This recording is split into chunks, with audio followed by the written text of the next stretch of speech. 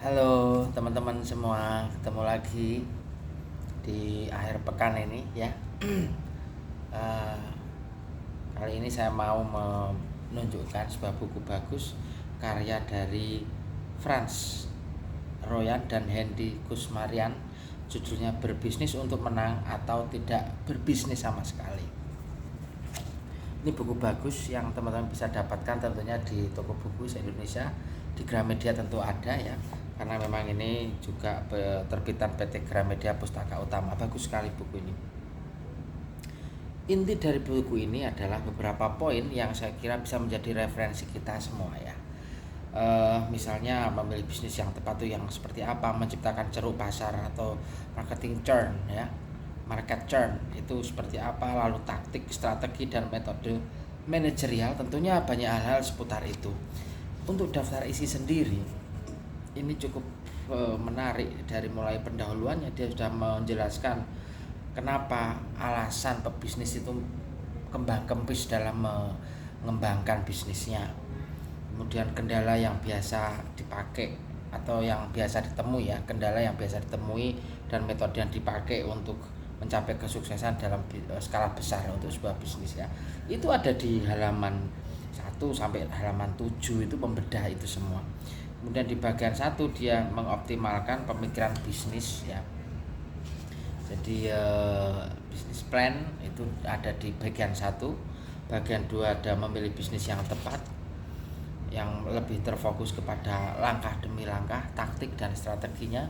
Tentu saja sangat menarik teman-teman, karena dia mengambil contoh beberapa kisah ya, seperti kisahnya Henry Ford yang percaya banget bahwa sumber daya yang atau aktivitas ya yang paling berat itu memang berpikir, mungkin berpikir tentang bisnisnya ya, tentu saja.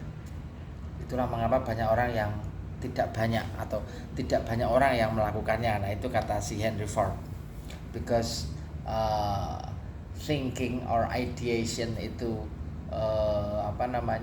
hard gitu, not so many people do it gitu. Tidak banyak orang yang melakukannya, itu kata Henry Ford yang menjadi awal dari bab tersebut ya, bab 2.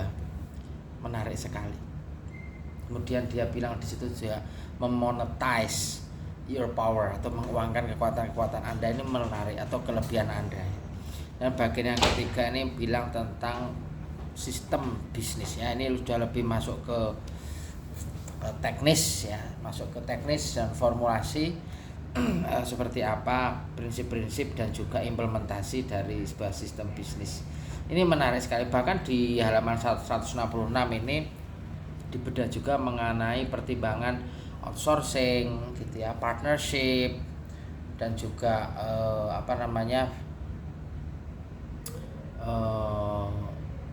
opsi-opsi lain ya, seperti kongsi dan lain sebagainya yang dibahas di sini. Bukan hanya matriks tentang bisnis dan laba saja, tapi rangkuman-rangkuman penting yang perlu Anda ketahui di situ dibahas banyak sekali di sini ya. Buku yang menarik ini saya rekomendasikan untuk teman-teman yang memang merasa dalam berbisnis itu berat, apalagi bisnis yang skalanya mikro atau menengah lah ya. Itu tentu saja tidak mudah, karena selain pendanaannya yang tidak besar, juga untuk mendapatkan posisi di market itu juga tidak gampang. Apalagi kalau kita bilang pertanyaan prinsip, apakah Anda menang atau kalah di dalam bisnis, ini sangat berat sekali. Nah, buku ini membantu nih teman-teman. Intinya bukan tanpa harapan ya. Sesuatu itu pasti dibarengi dengan harapan, tetapi memang perubahan itu perlu. Untuk mencapai harapan kadang kita harus berubah. Nah, ini yang menarik di halaman 55 ya. Ini dibahas juga, dan juga mengenai penyesalan-penyesalan yang mungkin menjadi trigger ya, orang mulai berhenti berbisnis dan memilih untuk ikut orang lain ya, juga dibahas di halaman 54 dan beberapa tempatnya. Ada juga di sini cara membersihkan diri dari kepercayaan yang beracun ya, kepercayaan mengenai bisnis yang berat, keyakinan palsu yang di halaman 78 ini ya, kriteria-kriteria mengenai kepercayaan buruk atau kepercayaan yang brainwash ya dari kecil bahwa kalau lulus kuliah itu harus